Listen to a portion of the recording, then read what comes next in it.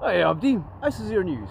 So Abdi at Ken's Fit This Is, going to your news from here. Ken, I'm doing here at the Scottish border. Ken, there's this sign here. It says, "Welcome to Scotland." And it's Falchigualba now. Ken, it's half a great to hear Falchigualba here. Ken, that's when I'm, Ken, at your news want to hear more things in Gaelic as well as Scots. Because Ken, Gaelic, Ken, it's an half a sair state compared to Scots. There's a lot more folk speak Scots, want more folk speaking Gaelic.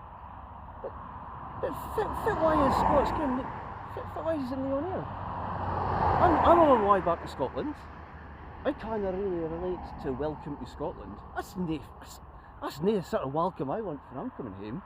What if you want when you're coming home? Just to be bombarded with mere English. There's nothing wrong with speaking English, Ken. We should all be bilingual. Ken, it's a modern world, Ken. My father Dutch can speak English perfectly. We Scottish people can too. I can speak perfect English if I want to as well. I just prefer not to. I'm forced to most of the time.